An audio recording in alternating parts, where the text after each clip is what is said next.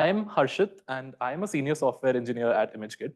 And today we'll be talking about something related to videos, something related to how you can optimize them, how you can, probably stream them, all of those things.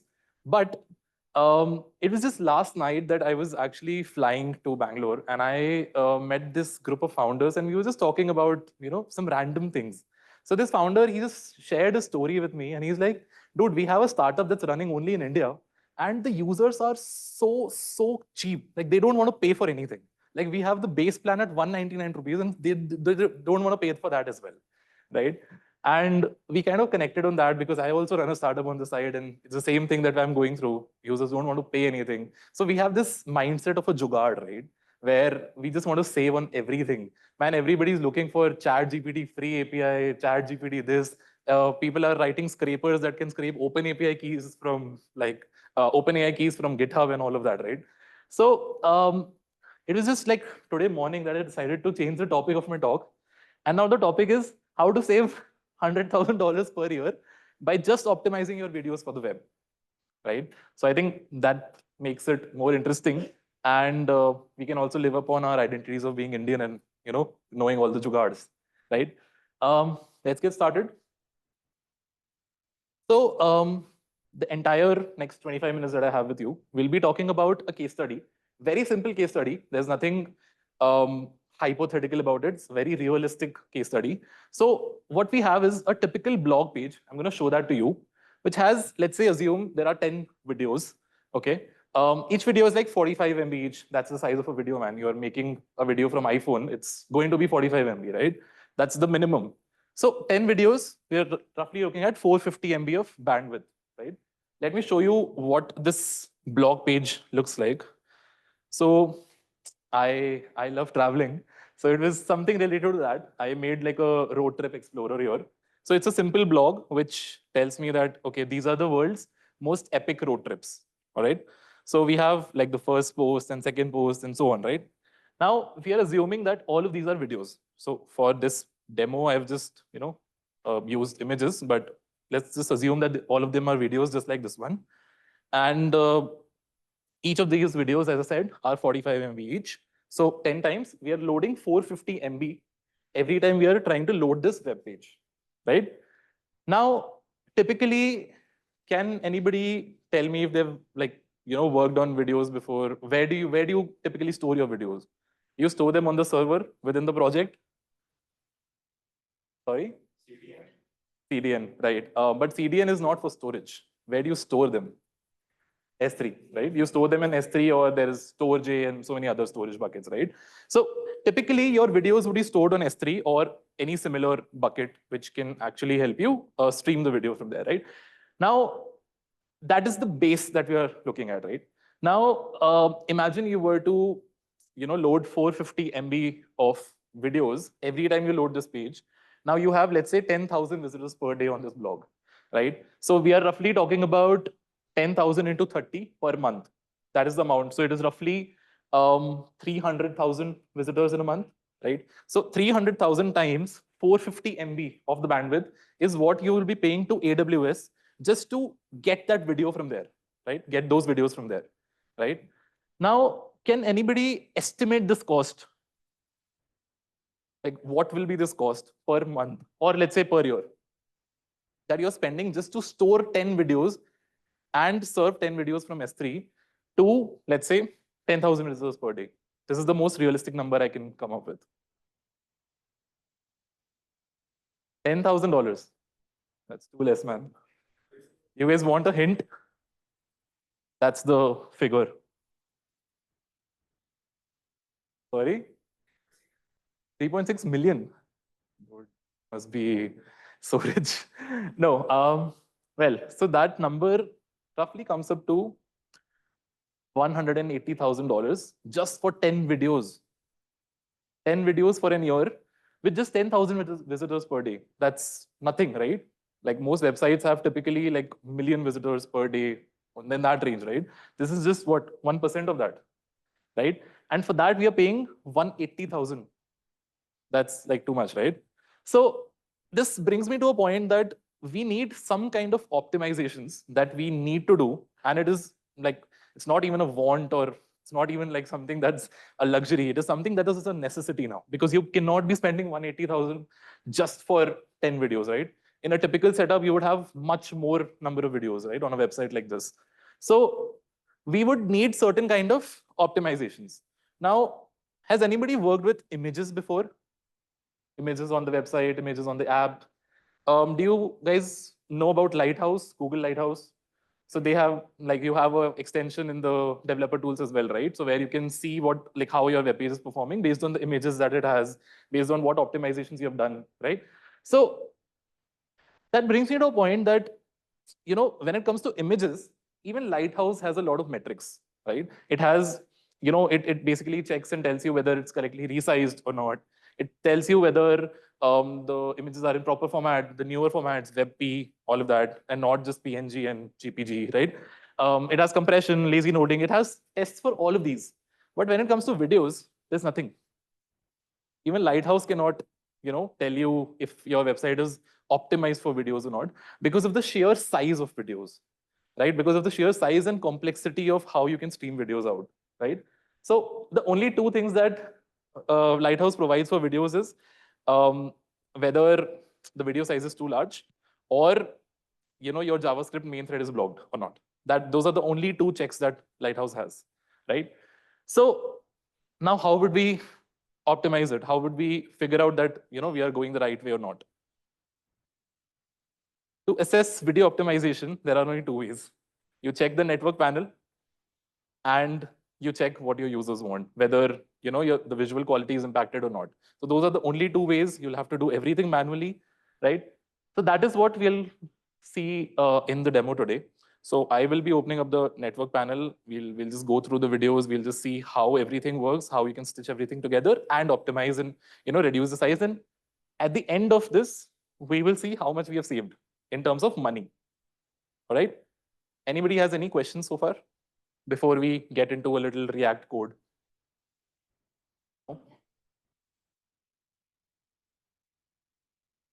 Yeah. But Lighthouse doesn't have metrics related to that. So those are something that you will have to, configure on your own and then see how it works on the web page. That is what we are going to do, right? So I have like a bunch of strategies in place. So we'll be talking about, each of them one by one, and we'll see the demo and we'll see how, that impacts, right? So the first strategy is always use a CDN. Now, can anybody tell me what's a CDN? Like, what does a CDN do? Everybody knows the full form, man. What does it do?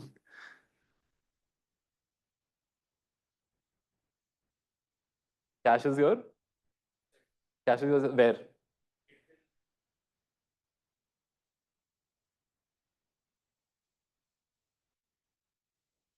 Right. So the keyword here is that in a region, right? So when you have an app that is working at a global scale, you have users from across the globe, right? You have different regions. Somebody might be coming from Singapore, somebody from probably India or Bangladesh or Pakistan, or maybe West Virginia, where the recent outage happened. So the idea is that the users are spread across. Now you want every user to have the similar performance and similar experience across your website, right? You don't want that your servers are in Singapore and somebody is accessing from India and it's taking a lot of time to load, right? You don't want that. You want something which is consistent across, right? So CDN basically helps you with that. So what it does, it caches your assets on these edge nodes, which are available in every geographical location, right? And it serves from there. Now, there are certain CDNs that also have tie-ups with these ISPs. So for example, if you have Geo, right? And if you probably, stream Netflix on Geo, so Geo has like a tie-up with Netflix CDN, so that all these Netflix, the most accessed movies are cached on the Geo's zones, right? So that's how it's so fast, right? So that's the role of a CDN, right? So now, typically, you should always use a CDN when you're serving videos. Now let's see what is the impact that it creates, all right? So we've seen the website, right? It's a very simple static website.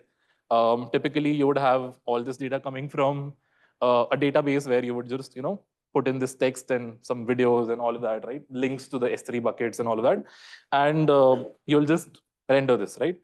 So let's look at the code. It's a very simple code. We'll just dive into this component. This is the road trip card, this particular card that's being rendered, right? So all I'm doing is nothing quantum physics or something. It's just a simple React code where I'm just adding certain tags, showing up some headings. Now, the data that I have for this is I'm not using a DB. I have just hard coded the data and the URLs, right? So this is where the data is coming from, just for the purpose of this demo. But typically, this can come from any database that you have, right? Now, if you see, there's something called a media type here, right? So media type is a video. So like the first post has a video, the next few posts has images, but typically you can have all of them as videos, right? Now, this is where, oh, can you guys see it, or should I zoom it? Is it better now? Yeah. So now the first example that I have is very, very simple. So what we'll be doing is we'll be using the standard HTML5 video tag. This is something that is inbuilt in every browser, right? It's just video, like the video tag HTML, that is the simple HTML tag. And we are just going to be rendering using that, all right? So the URL for this, so basically I'll tell you why I've used this. So this is just a wrapper that I've created over the native video tag. If you see, this is the native tag, and I've just created a wrapper so that, you know, I can just organize my code better, right? Now, for the first demo, this is something which I have. This is like a private S3 Minio that I have. So I'll be showing you how a video loads from this, right? So let's go to the demo. Let's open the network tab, right? And let's try to load the video. Can you see that? Can you see how much time is it taking for the video to load? So it's typically a 45, roughly 45 MB video, and it's still not loaded. Oh, it's loaded now. So it took roughly 14 seconds for us to load that video from an S3 storage, right? It's a Minio storage. It could be slow, right? Now, and do you see the size? The size that is transferred on the network, that is roughly 45 megabytes, right? 45 MB of the video is being rendered. Now imagine if you had like 10 of these videos, you are easily consuming 450 MB of your egress cost and your user's bandwidth as well. Let's say the user is on a 2 GB per day plan.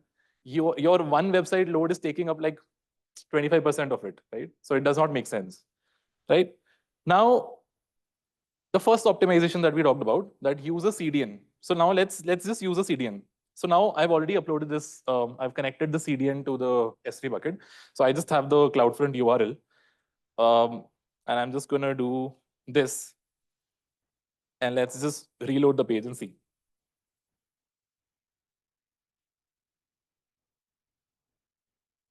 You see the speed that we have now. So we are at 40 megabytes and we are now at 45.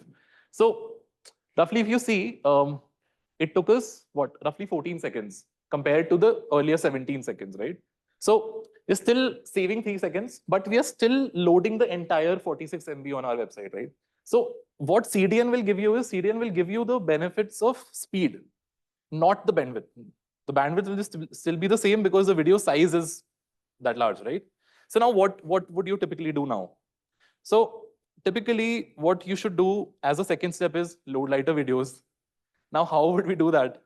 So, you know, we have certain formats. For example, right now, the video that we loaded, that is an MP4, right? So you can actually see it here in the headers. If you see, is it visible? At the back, is it visible? Or should I just zoom it? Okay. Is this better? I don't know if I can. Okay, all right. So if you see the content type here, so the content type that we are loading is actually video/MP4, right? So the original file is MP4 and we are still loading the MP4 file, even though it is on a CDN, right? And we are consuming 45 megabits of bandwidth, right? So now, how would you typically load? I mean, how would you convert this to a smaller video? So there are multiple formats, right? There's MP4, there's WebM. WebM is a more modern format, right? So now these formats, what they give is they give you this benefits of, you know, retaining the same quality while reducing the size of the file, right? So now, like you would ask me how we should do it, right? So the simple idea is that you use something like FFmpeg and just convert the video and upload the video to S3 with the WebM format and just serve it from there, right? So it will typically reduce your video to something like 20 MB, right? Now, this takes a lot of processing because now typically in a pipeline, if you were to do for this for like hundreds of videos, you'll have to manually run this command and convert the videos and then upload it, then serve it, right? All of that is just very time consuming and very resource intensive as well, right? So here I would be using something which we have developed. So it's called the ImageKit Video API. Now what it does is it just automates this entire process for you. So let me just show you what we would be doing here. So I'll just change this to ImageKit video, right? Let's just talk about what we just did. So ImageKit Video, again, it is a wrapper component that I've built, right? Now the thing is, here if you see, this is a capital V. So this is not the standard HTML tag. So this is the tag that comes from ImageKit's React SDK. But internally, we still use the standard HTML tag. The only thing is we give you options like URL endpoint, which can automatically connect to ImageKit's URL so that you don't have to put the SRC manually, right? So just the basic things and some optimizations that ImageKit gives you out of that, right? But base is still the HTML tag, right? If I can show you this, yeah, I think it's not rendered here. Yeah, but it's the same thing, right? Now, if you see this, if we go and reload this page,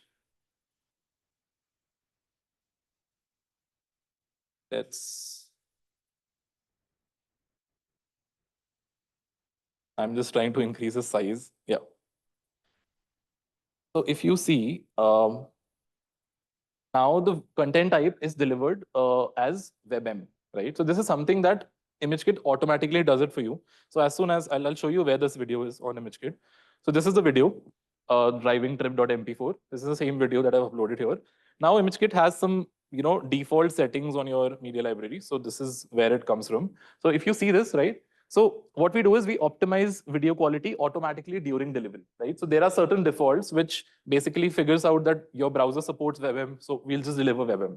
You don't have to convert it yourself, right? So all of these things are something which we have automated with the API. So if you see now, we have loaded, see the video is still playing, right? We have loaded just 8 MB of data. So from something like 45 MB, we have almost cut down the video size to 8 MB just by the format conversion, right? So we have converted from MP4 to WebM, and that has given us roughly, what is this? This looks like 80% of savings, right?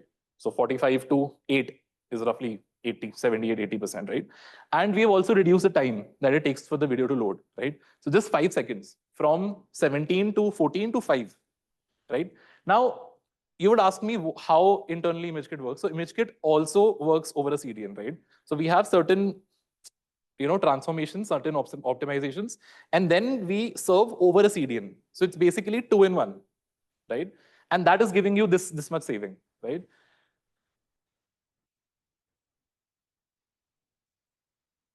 Yeah, you're storing. So either you can store it on ImageKit. So right now for this demo, I've stored it on ImageKit, but you can also just probably just link your S3 bucket here. So for example, I can just go here and I can just add, an existing origin. So for example, this is my, I can just attach an S3 bucket and it'll just serve directly from your S3 over ImageKit's CDN, right? So that is, so your assets don't have to be moved to ImageKit, right? So what we've talked about is we have now come down to something like 8 MB, and we've reduced the time to 5 seconds, right? So for 10 videos, we are roughly taking 5 seconds to load, if we assume all of them are loading in parallel, right? So we've talked about WebM and we have talked about compression, right? Now the next step. So the next step is you need to lower the video resolution. So now how would that work? So typically, if you see, your users would be coming on this website from a laptop, from an iPad, from a mobile device, from probably like a watch if some watch supports it, right? So now, essentially what I'm trying to say is that all of these devices have different screen sizes, right? Now, a typical mobile will have just this much container size where you will have to load the video in, right? But with a laptop, it's a little larger container, right? Now, does it make sense to load the entire 44 MB 1080p video on the phone and on a laptop as well? It does not, right? Because on the phone, you will not be able to take advantage of that high number of pixels, right? Because it will not be visible to you. It's just a small container, right? So what you could do is you could, on the runtime, you could just lower the video resolution based on your device capabilities. Now, that also brings me to another question. Does anybody know what a retina display is? Like, I'm sure people have heard retina displays in MacBooks, right? Does anybody know what a retina display is? Sorry?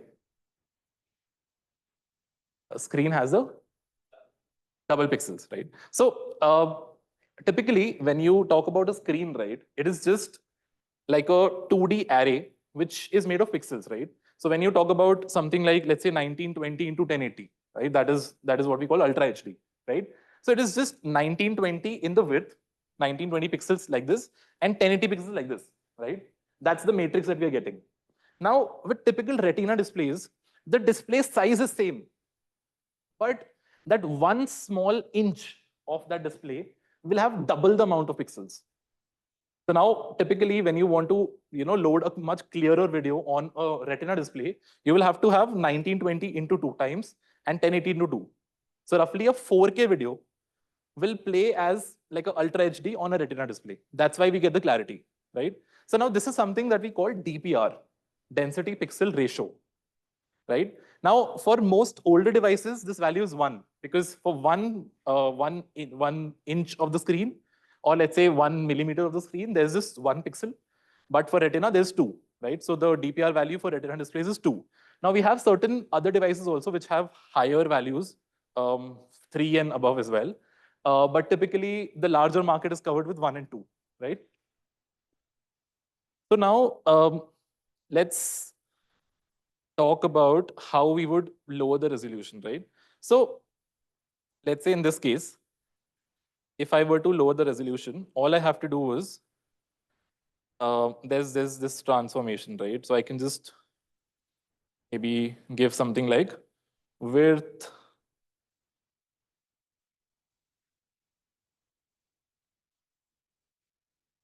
okay. Why is it? Wait. Well, let's just add it directly here.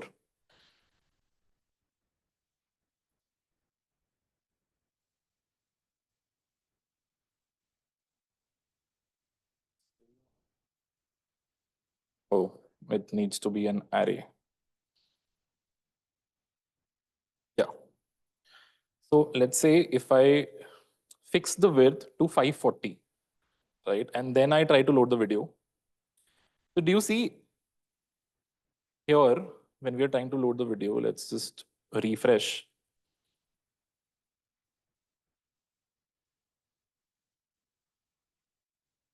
So do you see there's certain level of blurring that happened to the video, right?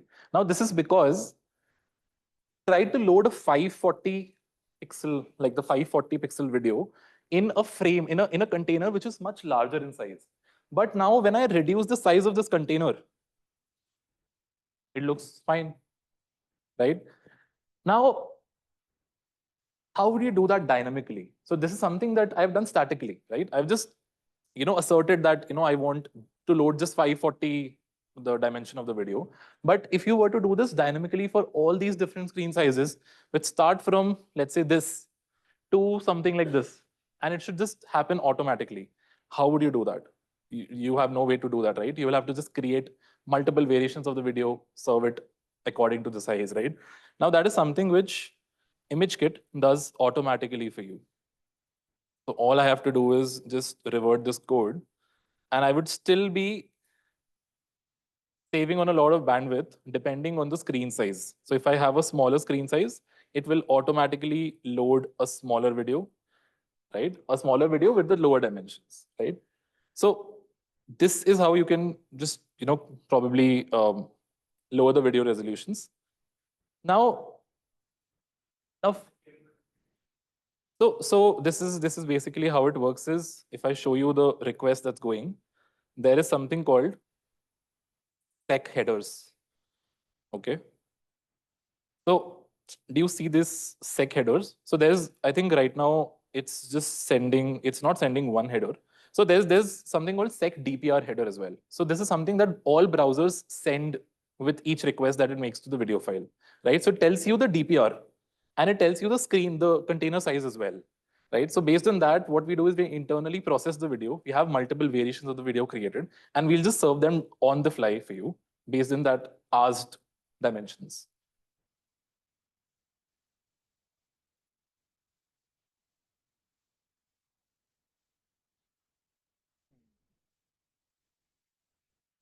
That is something that you'll have to implement on the React side, right? So that is because the call is something that you are controlling in your React application. It is not something that we are sending from there, right? So once you just recall that with the decreased screen size, you will be able to get the smaller size, right? Sorry? Difference. What is the question? Right.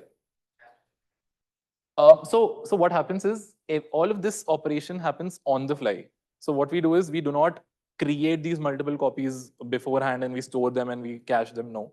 So the first time you call for that particular dimension, we'll create it on the fly, we'll process it, and we'll store it on the cache. And then we'll serve it for the upcoming requests. Yeah, there's a lot of CPU usage, but as like on the end consumer side, you would not feel lag because the power is intensive, right? So you will not feel a lag. Typically with videos, you would still feel a few seconds of lag because of the sheer size of the video. But for example, for images, we do this for images as well.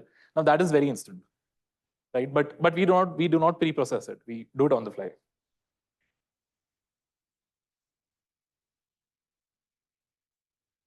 Right, right, right. Um, yeah. So we internally have a CloudFront, but if you want to use any other CDN of your own choice, you can use that, and we will integrate it with you. So we would just, take care of the transformations and optimizations. The CDN will still be yours. So a lot of like our customers use Akamai as their CDN. They do not want to migrate. So they just use us for the transformations and optimizations, but still retain Akamai as the primary CDN. Right? Any other questions? I can move on to the next part. Right. So we were talking about can you remove the audio? So when it comes to images, right? Images are very simple objects to work on, right? Because it's just like a matrix of pixels with different colors, right? But videos, it's not the case. Videos are much more complex because they have a video stream and they have an audio stream, right? Now, typically, an audio stream will also consume some amount of size, right?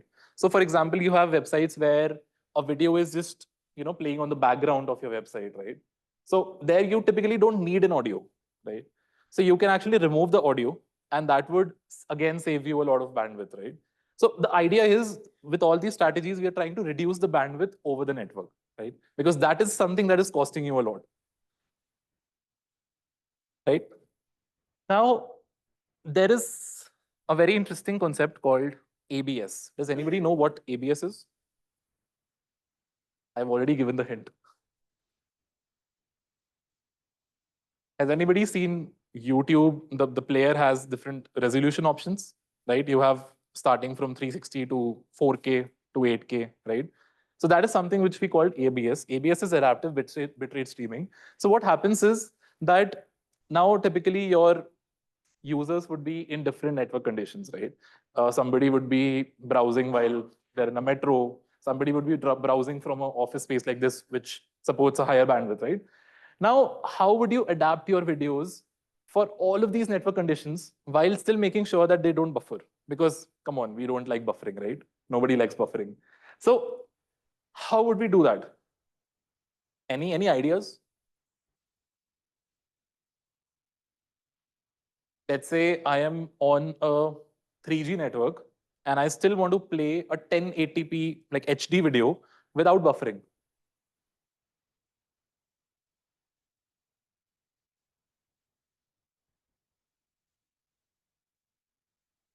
Yeah, you'll have some chunks while you preload, but you will have to process these videos, right, in these different resolutions based on the bandwidth, right?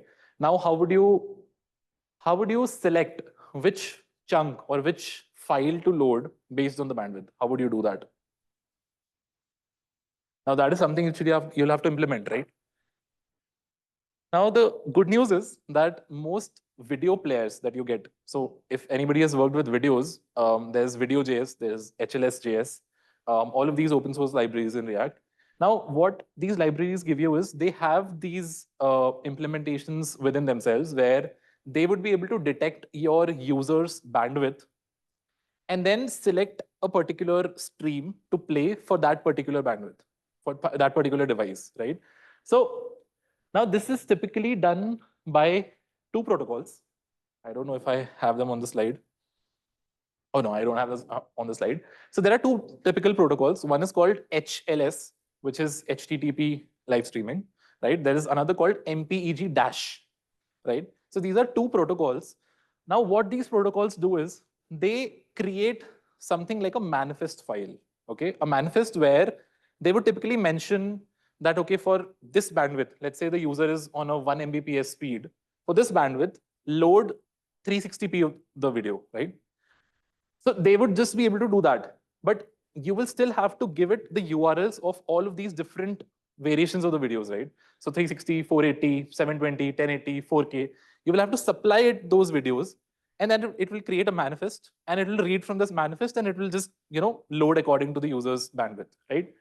Now, again, as complex as it sounds, it's very difficult to implement this, right? Because you will have to pre-process all of this. Let's say you upload a video.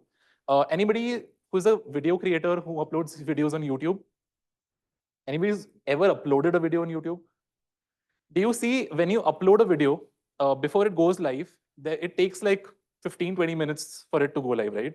So during this time, what it does is it actually does this process where, let's say you shot the video in 4K, it will create all of these different variations, right? It will create, let's say, 7 variations starting from 360 to 4K, and it will store each of these different variations of the file on their S3, cache it to the CDN, and then start doing that.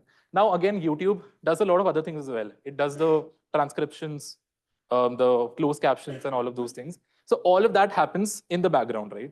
Now, imagine the amount of CPU usage that you would need to process all of this, right? The amount of CPU usage, the amount of storage that you would need, because now you'll be creating multiple variations, right?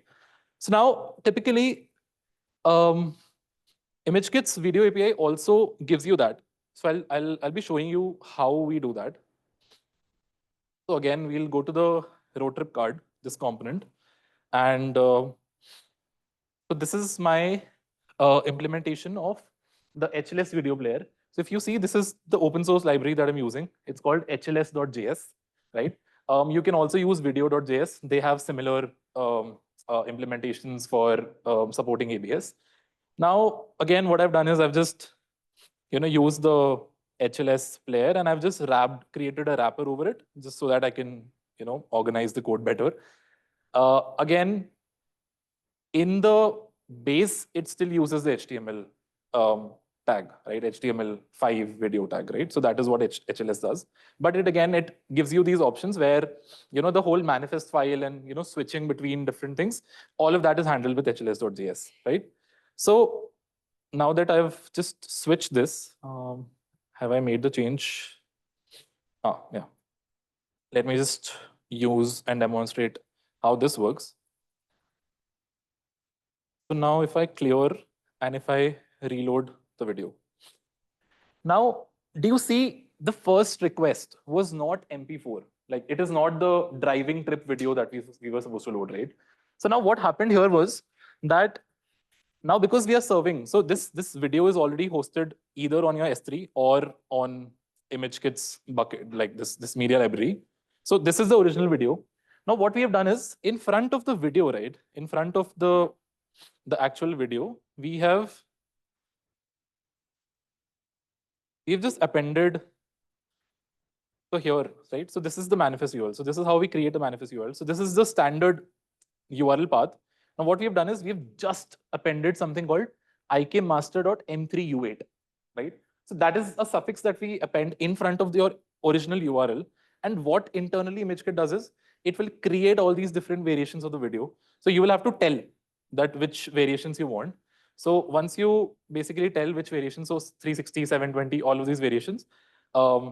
Wait, I'll show you where that is. So you see this string.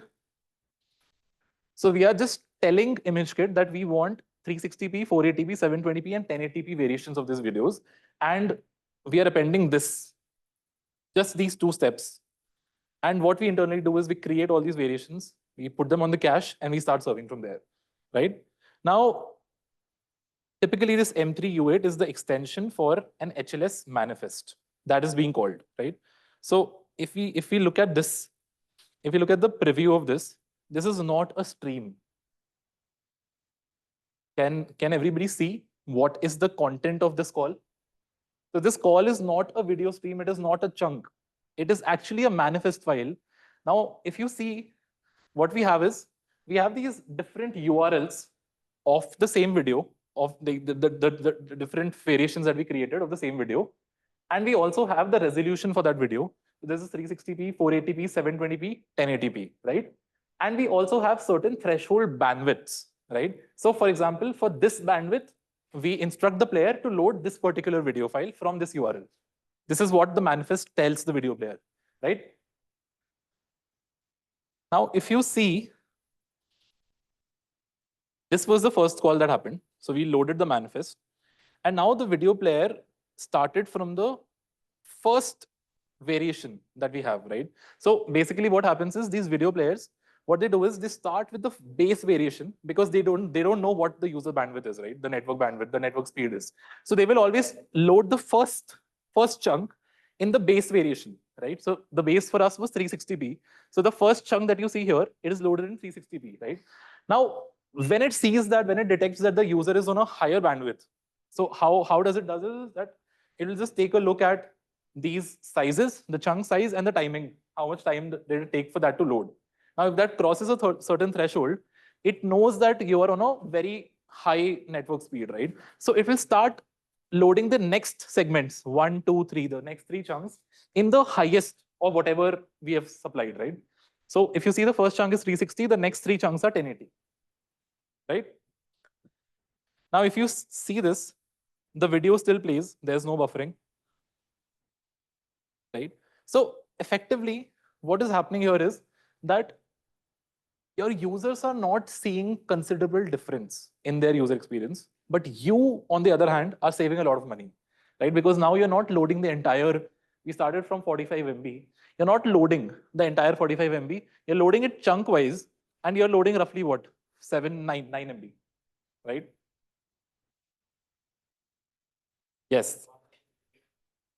Sorry? Right. Yes, yes, it is.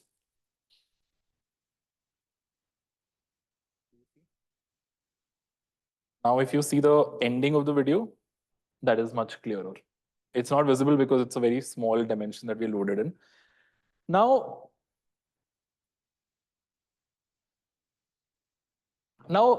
the problem with this is we have adapted the video based on the network bandwidth. But what about the size? The player is still small, right? We don't need a 1080p video in that small player. We can easily get away with 480p, right? Or let's say 720p, right? So we still have more chances of saving bandwidth, right? So now, for example, in this particular demo, we are using hls.js. So hls.js has something called, it's a configuration, it's called cap level to player size. Most video players have it. They might name it something else, but it's the same thing. So now what it basically tells is that it will, take into consideration the container size that you're loading the video in. And you can just, for example, I just uncomment this. And this is another config, which is max device pixel ratio. So we talked about DPR, right? So here I can also limit it max to 2. So I don't want this video to play anywhere above retina displays, right? So now if you see, if I reload this, you see the difference. Now, because it's a smaller size, it did not, even though I'm on a high network, it did not go above 360. It's still loading the other chunks in 360, right? Let me increase the player size for you and show you. Arey yaar, what is happening? Yeah. Let's say this is the new player size. Let me increase it further. You see, now it again started with the 360p chunk, but then it detected that we are on a higher container, the larger container size. It upgraded to 720, right? So with these configurations, let's also try one more demo where I'm going to. So with dev tools, right? We have this network emulator where you can. Right now it's set to no throttling, right? So let me just set it to something like slow 4G. Okay, and then try to reload this. Where is the clear? Yeah.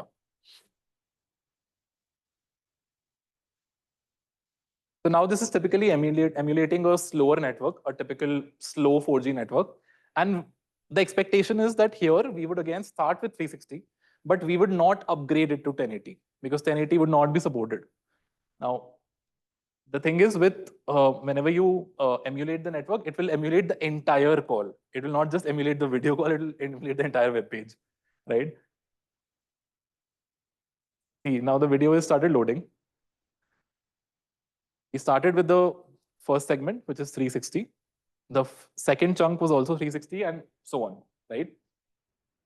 Even though the player size was big, right? So ideally, if it was a full speed network, it would have just upgraded. See, it just upgraded to 720.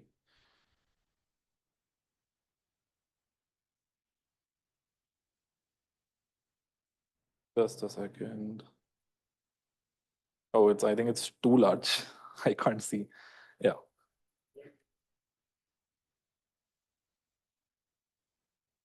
Right. Right. So I was actually about to come to that. So the first call is basically the call to the root manifest. So the root manifest basically tells you that based on the bandwidth, what particular video file you have to call, right? And now, if you see all of these, right? Do you see this? So these are again not video files. These are again sub-child manifests. So what we are doing is this is a root manifest, and in that we are again storing different manifests. Right. Based on resolutions, we have different manifests, and in that we have the URLs. So I can show you the second call, which is the 360p. Now this will have the actual URL. If you see, this has the chunks. You see the chunk data? So first chunk, second, third, fourth, four chunks. So basically this is called segmentation. So segmentation is something that most players do it on their own. So each player has different limits based on the browser capabilities, and they would request for a certain chunk. Now for a typical lower bandwidth setup, these chunks would be smaller in size so that they load quickly, right? But let's say you are on a higher bandwidth, these chunks could be larger as well, right? So for example, in our case, we were loading roughly 3 MB of chunks, right?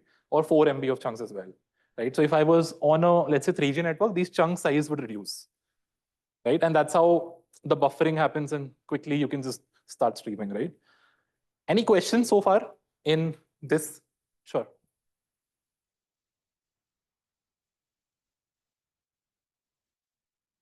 Right. Sorry? Right. The frame rates. So see, when we are compressing the videos or when we are creating different variations of the video, we do not change the frame rate, right? But there are certain transformations that actually do change the frame rate as well. For example, if you go for something which is a lossy compression, right? So there we would typically change the frame rate to, let's say from 60, if it's shot on 60 FPS, you would typically reduce it to something like 50 FPS, or let's say even lower to 30, depending on whether it's being streamed on your mobile device or on your laptop, right? Because on a typical mobile device, a 30 FPS video will also play properly, but not on something like a MacBook with a Retina display. And especially if the video is shot at a higher FPS. But then we also have certain base limits there. So for example, something that you have shot in 120 FPS, we would not reduce it to 30 because that's like a huge loss in the frame rates, right? Any other questions? Yeah.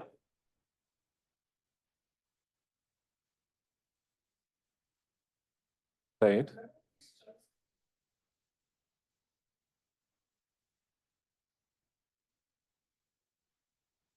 No, these chunks are pre-processed. They are not created on the fly. So for each different playlist, the chunk size is different. So for example, right now we are loading the 360. Right, right. The choice will change, not the chunk. Right, right. So the chunk size is typically driven by the protocol itself.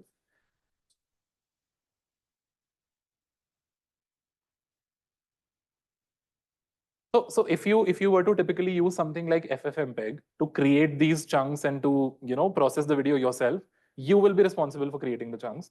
But like I said, with ImageKit, we do it ourselves. So the only two things that you have to do is just add the suffix to the URL and tell us which variations you want. That's it.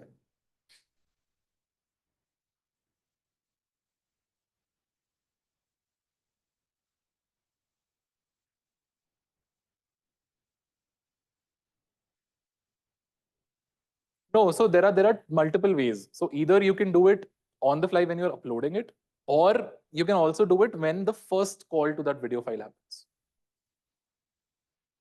Yeah, yeah. Yeah, that will be a little delayed. So probably you'll have like a few seconds of delay till we process the video and make it ready for delivery. Yeah, essentially this is runtime. Yeah, this is not pre-processed. No, no, no, no, no. There needs to be a server set up to do this. The player cannot do it. Right. Moving ahead. So now we have looked at the player size, and we have also looked at the network conditions. Now the question is, do you really need adaptive streaming?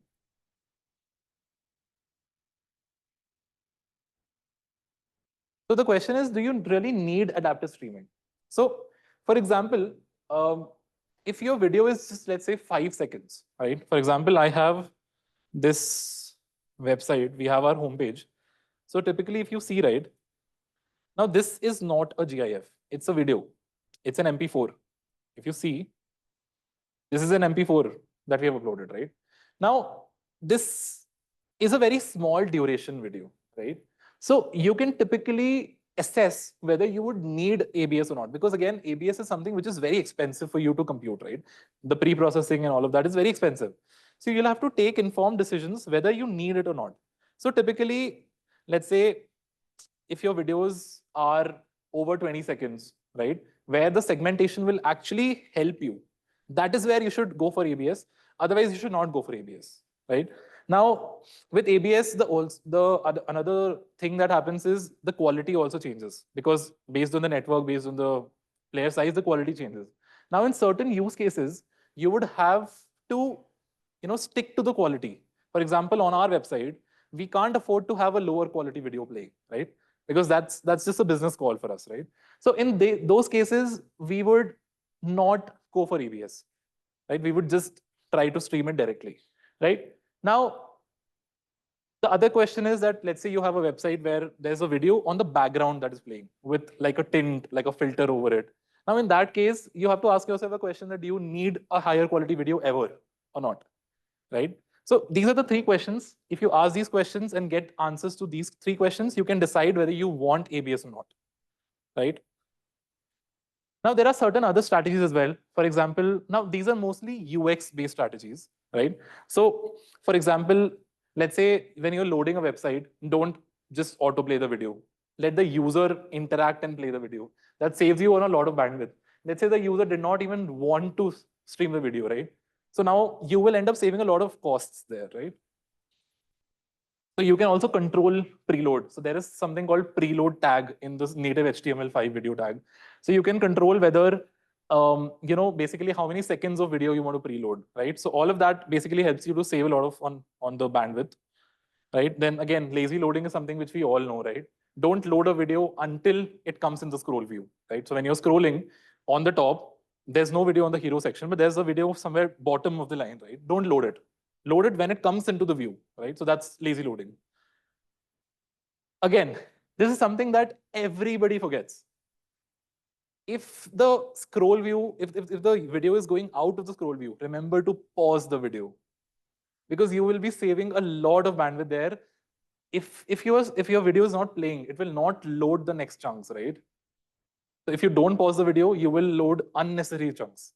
Right now, these are the things that you need to, consider when you are developing a website which has videos.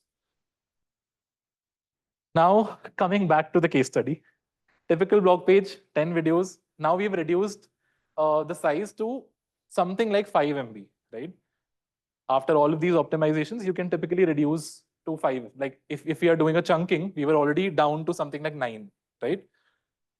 Similar setup, we have reduced the size to 5 MB each, total of 50 MB. This is the saving that we have now. So typically, I can show you how I've arrived at these numbers. I just searched on Perplexity. Typical monthly CD and egress costs for this. And it tells me that for the initial setup, this was the cost, monthly cost. So this $15,000 times 12 is 180,000. And I did the same search with 50 MB of data egress, right? And now that brings me to $1,000. So 1,000 into some like that is $15,000. So we are roughly coming down from 180 to 15, about 92% of savings, right?